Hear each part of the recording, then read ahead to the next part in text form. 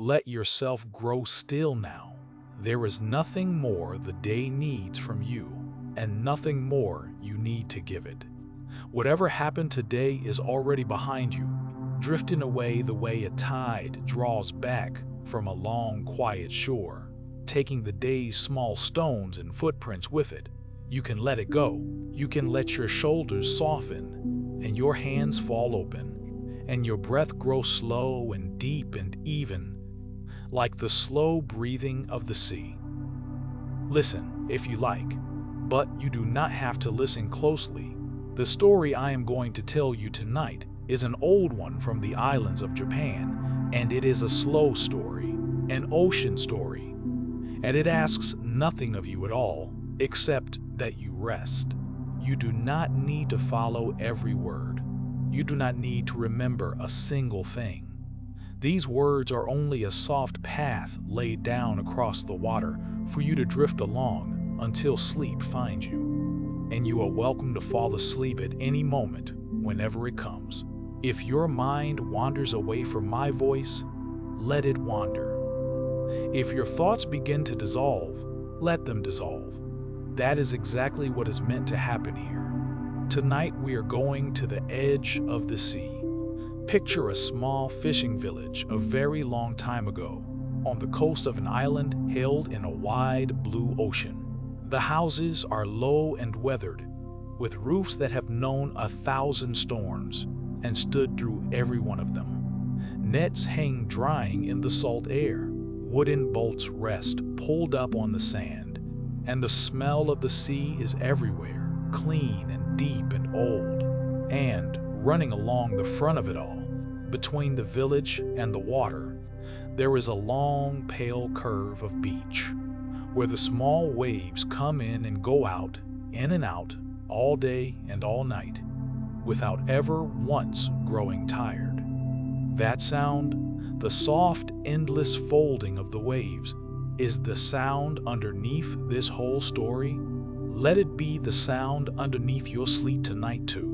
The wave gathers far out and rises and leans and falls and slides up the sand with a long hush and then draws back and gathers again. It has been doing this since before the village was here, and it will go on long after.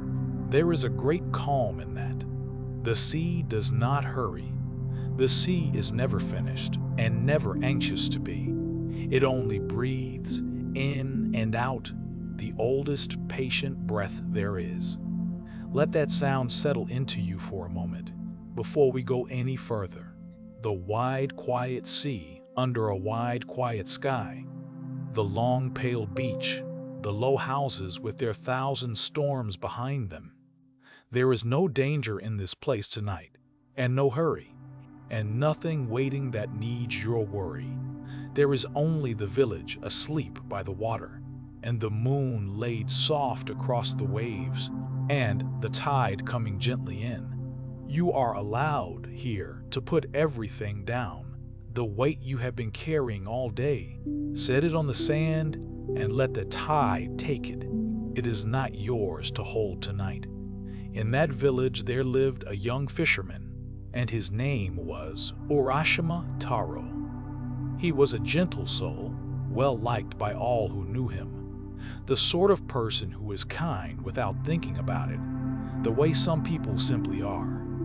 Each morning he took his small boat out onto the water, and each evening he came home with what the sea had given him, and he asked for nothing more than that. He was not rich, and he did not wish to be. He loved the early light on the water, and the weight of a full net, and the long, slow rowing home in the gold of the evening. That was enough for him. And tonight, because he was kind, something was about to happen to Urashima Taro that had never happened to anyone before. But there is no hurry to reach it. Let that be the first gift this old story gives you. There is no hurry. The sea is breathing. The fisherman is sleeping in his low house by the shore, as you are nearly sleeping now, and the tide is coming in, slow and dark and full under a wide, soft moon. One bright morning, Urashima Taro walked down to the beach as he always did, with the sun newly risen and the sea calm and shining. But before he ever reached his boat, he came upon something on the sand, and he stopped. There, at the edge of the village, a small crowd of children had gathered, and they were laughing and shouting and crouching around something in the sand.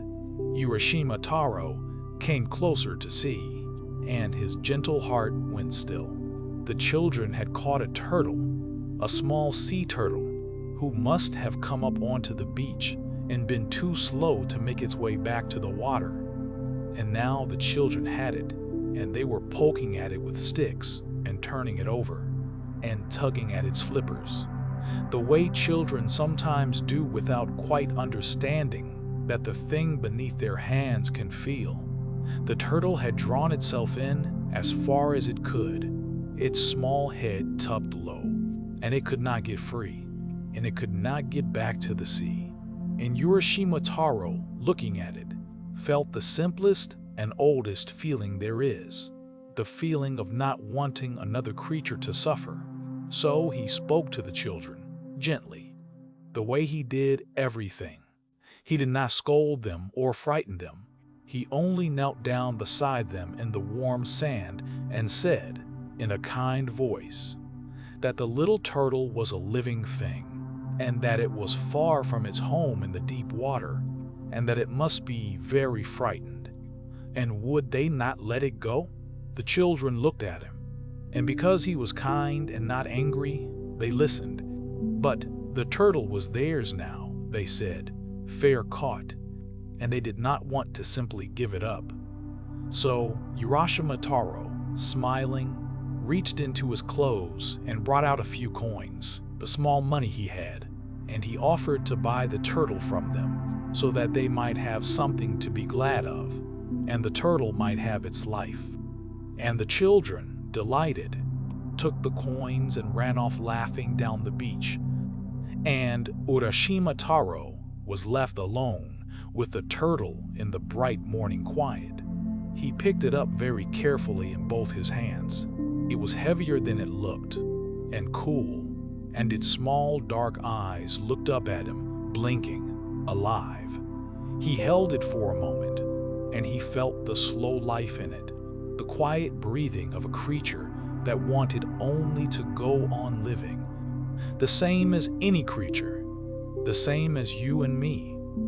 He spoke to it softly, though it could not understand him, the way kind people speak to frightened animals, telling it that everything was all right now, that it was safe, that he was taking it home. He carried it down to the water's edge, where the small waves were sliding up the sand and back, and he knelt, and he lowered it gently into the shallows. For a moment, it sat there, getting its bearings, the water lapping around it, and then it found itself, and turned, and pushed off with its flippers, and slipped out into the deeper water, swimming away, growing smaller, until the green of the sea closed over it, and it was gone. Urashima Taro knelt there a while longer, watching the place where it had disappeared, glad in the quiet way that kindness makes you glad. He had not done it to be thanked. He had not done it expecting anything at all. He had simply seen a frightened creature far from home and helped it home, and that was the whole of it. Then he rose and brushed the sand from his knees and went to his boat and rowed out onto the calm, bright sea to fish, and thought no more about it. There was no thought of reward in him at all. That is the thing to feel as you drift. He did not pause to wonder if anyone had seen, or whether he would be thanked, or what good it might do him later. He simply could not bear to leave a small creature in distress, and so he helped it, and then he turned to his ordinary day. The whole act was as plain and as natural to him as breathing. And yet, though he did not know it, that small plain kindness was the seed of everything that was about to happen. The first soft stone dropped into the still water, the ripples of which would carry him all the way down to the bottom of the sea and all the way through 300 years. Let that small kindness settle over you now, soft and warm. A gentle young man kneeling at the water's edge, letting a frightened thing go free, asking for nothing back. There is a deep sweetness in a kindness like that, done quietly for its own sake. Carry that sweetness down with you towards sleep. Whatever you did today, let this be the part you remember as you drift, the part where someone, somewhere, was simply kind and let a small good thing slip back into the wide green sea. Some days went by the way days do, each one folding into the next, sun and tide and the long rowing out and back. Urashima Taro had nearly forgotten the turtle, the way you forget a small kindness once it is done. And then, one calm afternoon, he was sitting in his little boat far out on the water, his line let down into the deep, the village, a low pale line on the distant shore, when a voice spoke his name. He looked around, startled, for he was alone on the wide sea, with no other boat in sight. But the voice came again, gentle and clear, and it seemed to come from the water beside him. And when he leaned and looked down over the edge of the boat, there, floating in the blue, looking up at him with its small, dark, patient eyes, was a turtle. It was the turtle. Somehow he knew it at once, the same turtle he had set free on the shore. And the turtle spoke to him in a soft voice that carried easily across the quiet water, and it thanked him. It thanked him for his kindness on the beach, for buying its freedom from the children, for carrying it so gently back to the sea. "You saved my life," the turtle said, "and I have not forgotten, and I have come to repay you, if you will let me." Now, you might think Urashima Taro would be afraid to hear a turtle speak to him on the open sea, but he was not a fearful sort, and there was nothing frightening in the gentle voice, only warmth and gratitude. So he listened, leaning over the side of his small boat, while the turtle told him a wonderful thing. Far below, the turtle said, at the very bottom of the sea, there was a palace, a great and beautiful palace, the Palace of the Dragon, which men called Ryugu-jo. It was the home of the Dragon King, who ruled the ocean, and of his daughter, the sea princess Otohime, and it was a place of such beauty that no one who lived upon the land had ever seen its like. And the princess Otohime, the turtle said, had heard of Urashima Taro's kindness and wished to thank him herself, and had sent the turtle up through all the deep water to bring him down, if he was willing, to be a guest in the palace beneath the waves. Would he come? The turtle asked. Would he climb upon its back and let it carry him down into the deep to see the wonders of the Dragon Palace and to be honored there as a guest? Imagine hearing such a thing. Out on the wide, calm sea, the village, a far pale line behind you, and the deep blue water all around. A palace at the bottom of the ocean, where no one from the land had ever been. A king who ruled the sea, and a princess who wished to thank you, only because you had been kind. It was the kind of invitation that comes in dreams and is gone when you wake. But this was no dream. The turtle floated there in the blue, patient and real, waiting for his answer, while the small waves lapped against the side of the boat and the gulls cried far away. It was an impossible invitation, the kind that comes only once in 1,000 lifetimes. And perhaps you would expect a man to hesitate, to think of his boat and his nets, and the long way down through the dark water. But Urashima Taro had a quiet, open heart, and there was something in the gentle turtle and the calm, bright day that made him unafraid. So he said yes. He drew in his line, and he made his small boat fast. And he climbed down over the side and settled himself upon the broad, smooth back of the turtle and held on. And the turtle, with Urashima Taro upon its back, turned and pushed gently downward and began to swim down, down into the clear blue water, away from the bright surface and the wide sky, down toward the wonders that waited in the deep. Down they went, slowly, into the sea. And the strange thing, the gentle thing, was that Urashima Taro could breathe. The water did not press on him or trouble him. It was as though the deep had opened to make him welcome, as though he had become, for this one journey, a creature of the sea himself. So he held to the turtle's smooth back, and he looked about him in wonder, and he let himself be carried down. The light changed as they sank. Near the surface, the water was bright and pale and full of sun, dancing with shifting ribbons of light. But as they went deeper, the brightness softened, and the water turned a deeper blue, and then a deeper blue still, a calm, endless blue that wrapped around them on every side, above and below and all around, with no edge to it anywhere. It was like sinking slowly into the color of evening. It was like falling very gently into sleep. And it was so quiet down there. On the surface, there had been the slap of waves and the cry of distant gulls and the small sounds of the boat. But here, in the deep blue, there was a great and perfect silence, soft and complete. The silence of deep water, far below the reach of any storm. Whatever weather troubled the surface of the sea, none of it came down here. Here it was always still. Here it was always calm. The deep held its quiet the way a sleeping house holds its quiet in the middle of the night. There is something in deep water that the waking mind rarely knows. A vast and gentle slowness, a sense of weight lifted away.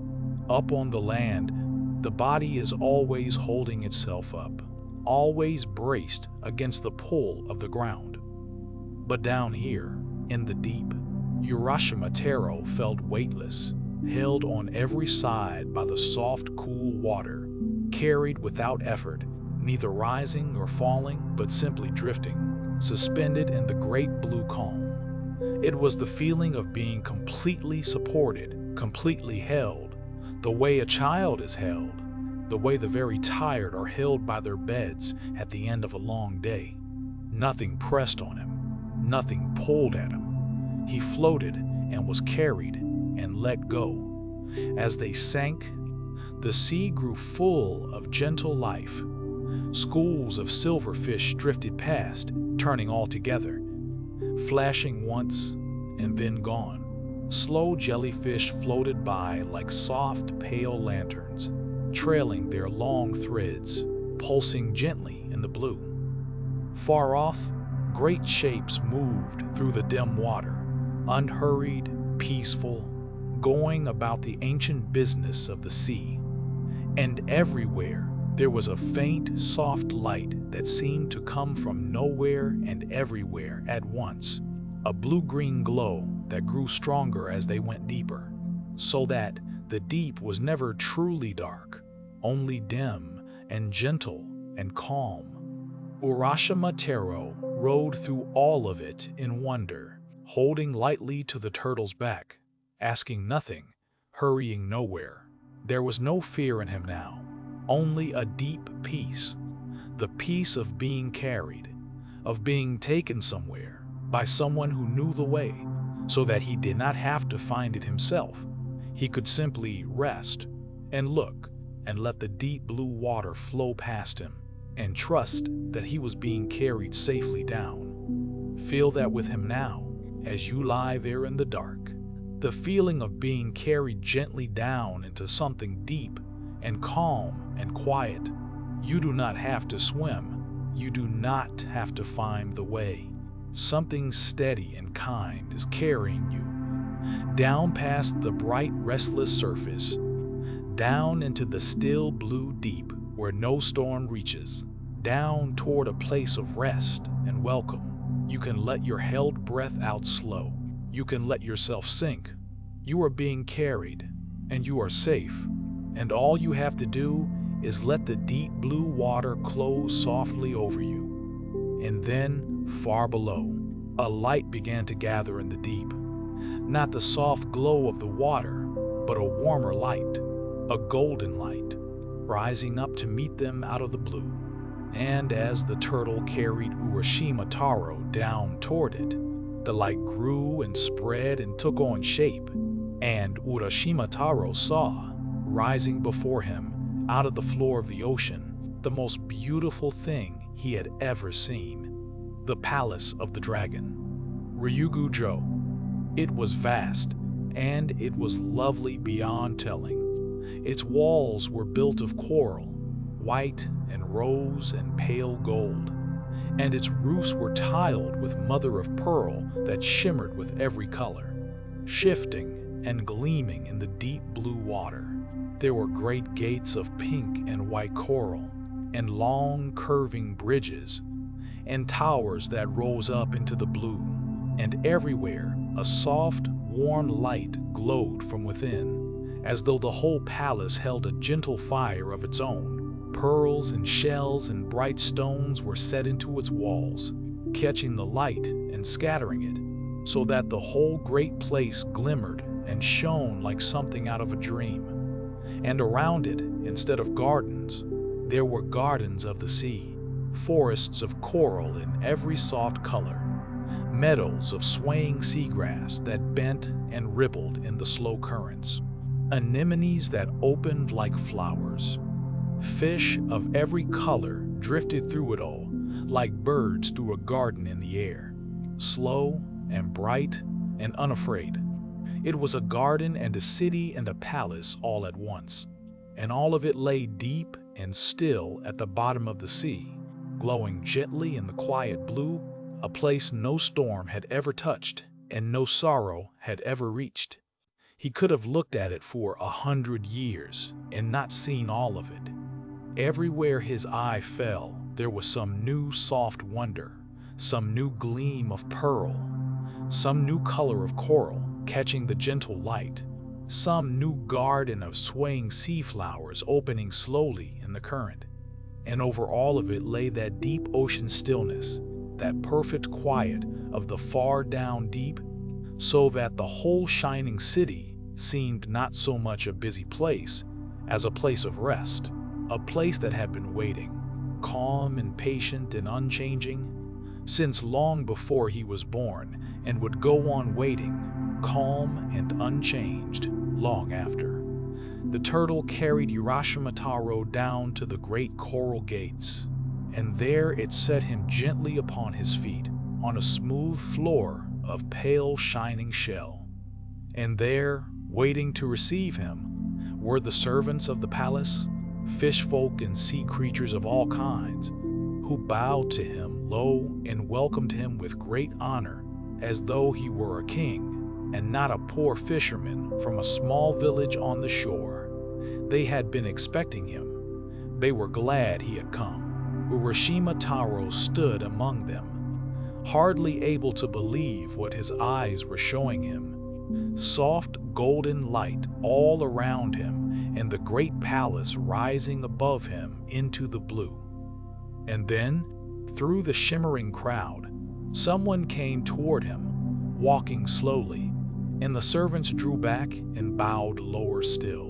And Urashima Taro looked up and saw the one he had been brought all this way to meet.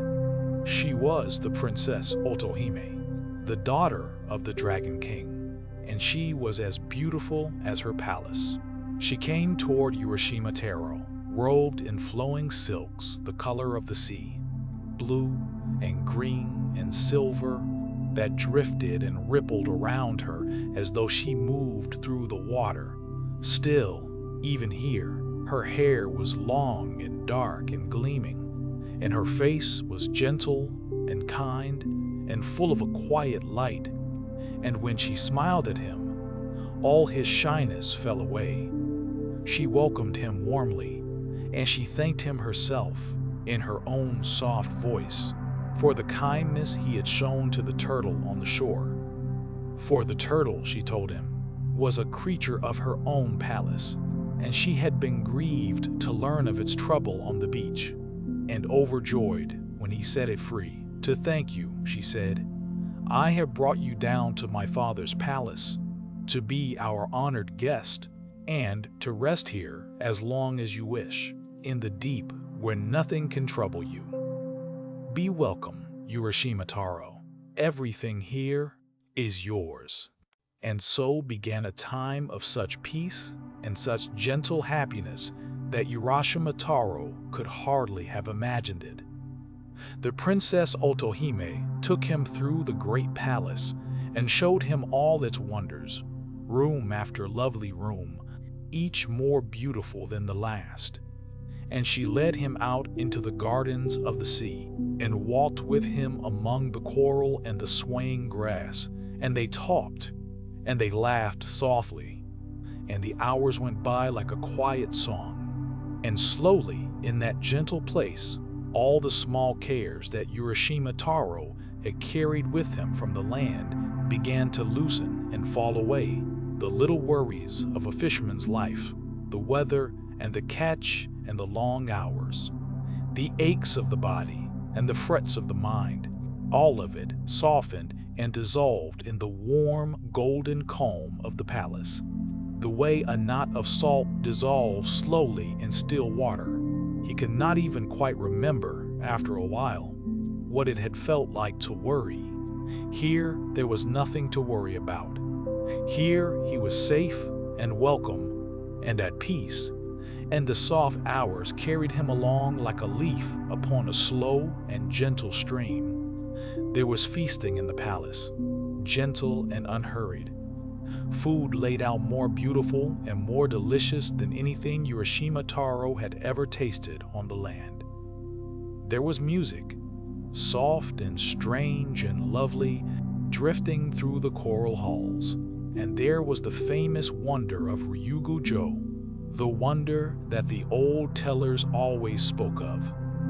For in that palace, each of the four walls of the great garden looked out upon a different season, all at once, all the time. To the east lay spring, where the trees of the sea garden were soft with pale new blossom, and everything was tender and green and new. To the south lay summer, deep and full and warm, the gardens at their richest, humming with quiet life. To the west lay autumn, where the leaves of the sea were turned to red and gold, drifting slowly down through the water, beautiful and calm. And to the north lay winter, still and white and silent, soft as snow falling in deep water, a perfect and peaceful rest. All four seasons, at once, forever, in the gardens of the Dragon Palace. And Urashima Taro could walk from one into another whenever he pleased, from blossom to snow and back to blossom. And nothing ever ended, and nothing was ever lost. Let yourself rest in that place a while now, the way he did. A palace of coral and pearl, glowing gently at the bottom of a calm blue sea. A kind and lovely princess to welcome you. Soft music drifting through quiet halls, gentle feasting, and four eternal seasons turning all at once in a garden where nothing ever fades. There is no hurry there. There is no fear there. There is nothing you must do. There is only beauty and peace and welcome, on and on. Stay there as long as you like. Let it hold you soft and golden, while you drift down toward sleep. And so Urashima Taro stayed in the Dragon Palace in great happiness, and the days went by, each one lovely, each one full of gentle wonder. He wandered the coral gardens and watched the four seasons turning. He sat with the Princess Otohime and listened to the music of the sea. He wanted for nothing. Every day was peaceful and every day was kind, and the soft golden light never changed, and the deep blue water held the palace always in its perfect calm. There was no night there and no morning, not really. The light of the palace glowed always the same gentle gold, and the seasons in the garden turned all at once, so that there was no winter giving way to spring to mark the passing of a year. There was only the long, soft, unbroken present, beautiful and complete. And in such a place, with no night and no morning and no turning year, how could anyone count the days? How could anyone tell how long they had stayed? Urashima Taro did not count. Why would he? He was happy and the time was sweet, and counting is a thing you do only when you are waiting for something to end. He was not waiting for anything to end. So the days passed, and he did not number them, and they felt to him like a few days only, a handful of happy days in a place of wonder. 3 days, perhaps. 3 days, or 4, in the palace beneath the sea. But the sea is not like the land, and time in the Dragon Palace did not run the way time runs upon the shore. In the deep, in that timeless golden peace, the days slipped by far more slowly than they did up in the world of men. And what felt to Urashima Taro like 3 short days, 3 happy days among the coral and the music and the 4 eternal seasons, was not 3 days at all up above, on the land he had come from. Up above, while he wandered the gardens of Ryugu-jo, the years were turning. The years were turning and turning and turning, far faster than he knew, season into season, year into year, while he walked in the changeless golden light and did not feel them pass at all. Do not let that trouble you tonight. It is only the gentle mystery at the heart of this old story, and there is nothing frightening in it where you lie. It is, in its way, only the truth of sleep itself, for when you sleep deeply, time does not run for you the way it runs for the waking world. A whole long night can pass in what feels like a single breath. You close your eyes, and you sink into the deep, and the hours turn over you without your counting them, and you wake, and the night is gone, and it felt like nothing at all. Urashima Taro in the timeless palace is only you, sinking now into the timeless deep of your own sleep, where the hours will pass soft and unnumbered until the morning comes. For a long while, the long while that felt to him like only days, Urashima Taro was perfectly happy and thought of nothing he lacked. But there is a thread that ties every heart to the place it came from, and in time, even in the midst of all that beauty, that thread gave a small, soft tug at Urashima Taro's heart. He began to think of home. He thought of his little fishing village on the shore. He thought of the low-weathered houses and the boats pulled up on the sand and the nets drying in the salt wind. He thought of his old mother and father, waiting for him in their small home by the sea, and he wondered suddenly whether they were worried, whether they had missed him, whether they wondered where their son had gone. A gentle homesickness rose in him, the soft ache of one who has been away a little too long, even from a place of wonders, and wishes to see the faces of home again, just once, just for a while. So he went to the Princess Otohime, and he told her gently what was in his heart. He thanked her from the bottom of his soul for all her kindness, for the palace and the gardens and the 4 eternal seasons and the long, sweet, happy days. But my mother and father are waiting for me, he said, up on the shore, and I have been gone, I think, only a few days, and surely they are worried. Let me go home only to see them, only to let them know that I am well. And then, perhaps, he thought, he might return. A shadow of sorrow passed across the lovely face of Otohime, and for a moment she did not speak, for she knew, as Urashima Taro did not, how the time had run while he had stayed. She knew that the few sweet days he had counted were not days at all up in the world above, and she knew, with a quiet grief, what he would find if he went back. But she did not have the heart to keep him against his longing, and she could not bring herself to tell him the whole hard truth. So she only said, softly, that she was sorry to see him go, and that she would not hold him, and that the turtle would carry him home whenever he wished. And then, because she loved him and wished to give him one last gift, and perhaps because she hoped some small part of him might find his way back to her, she brought him a box. It was a beautiful box, lacquered and lovely, bound round with a silken cord, a small and precious thing called a tamatebako, a jeweled handbox. She placed it gently in his hands, and she told him that it was a gift, and that he must keep it with him always to remember her by. But, she said, and here her voice grew very soft and very serious, you must never open it. Whatever happens, whatever you may wish, you must never lift the lid of this box. Promise me that. Keep it and treasure it, but never, ever open it. Urashima Taro, holding the lovely box, promised. He did not understand why, but he promised, looking into her sorrowful eyes, that he would never open it.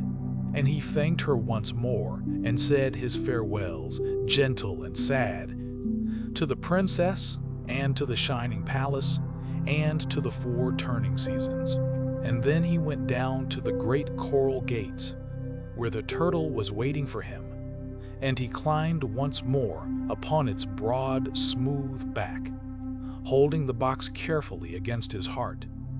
And the turtle turned and pushed gently upward and began the long, slow journey back, up to the deep blue water, up toward the bright, far surface in the world of men. The journey up was long and slow and quiet. The way the journey down had been, the deep blue lightened by gentle degrees, the soft glow of the far down deep falling away beneath them, the silver fish and the drifting pale jellyfish slipping past once more. Urashima Taro held the lovely box against his heart and thought of the home he was going back to, his mother's kind face, his father at the nets, the low familiar houses on the long pale shore. Soon, he thought, soon he would be home, and they would be so glad, and he would tell them everything, the turtle and the palace and the 4 turning seasons, and they would hardly believe it. He held the thought close, warm and hopeful, as the turtle carried him up. Up they rose, through the deepening light, the blue growing paler around them, the soft glow of the deep falling away below, until at last the turtle broke the surface of the sea into the bright open air, and there was the wide sky and the warm sun and the long pale curve of the shore, just where it had always been. The turtle carried Urashima Taro into the shallows and set him gently upon the sand, and he stepped off. The box held safe against him, and he thanked the turtle, and the turtle looked up at him once with its small, dark, patient eyes, and then turned and slipped away into the green water and was gone. Urashima Taro stood on the beach and looked toward his village, glad to be home. But even as he looked, a strange unease crept slowly over him. For something was wrong. The shore was the same long, pale curve it had always been, and the sea behind him breathed in and out as it always had. But the village was not as he had left it. The houses were not the houses he knew. They stood in different places, built in a different way, weathered by years he did not remember. The paths ran where no paths had run. The faces he passed, the few people moving along the shore, were strangers, everyone, and they looked at him as a stranger too. This young fisherman, in his old-fashioned clothes, come up out of nowhere onto their beach. He searched for his own home, his mother's house, his father's nets, and he could not find them. They were not there. Where they had stood, there was only an empty space, grown over with grass, as though no house had stood there for a very long time. In growing fear, he stopped an old man who was passing, and he asked him, did he know the family of Urashima Taro, the fisherman? Did he know where they had gone? And the old man looked at him strangely, and thought a long while, and said that yes, he had heard that name. Once, in a very old story, there had been a young fisherman called Urashima Taro, long ago, who had rowed out one day onto the sea and never come home, and was thought to have drowned. But that, the old man said, was 300 years ago. 300 years or more. It was an old tale from his grandfather's time. He stood very still, the old man's words settling over him like falling snow. He looked again at the strange village, the unfamiliar houses, the faces that did not know him, and now he understood them. And the understanding was a quiet ache, soft and deep and impossibly sad. He thought of the changeless golden light of the palace, the four seasons turning all at once in the garden where nothing ever ended, and he understood, at last, why nothing there had ever changed. Down in the deep, time had held still for him, a single sweet, unbroken present, while up here it had run on and on without him. 300 long years of mornings and evenings and tides, while he had walked among the coral and thought it was only a handful of days. 300 years.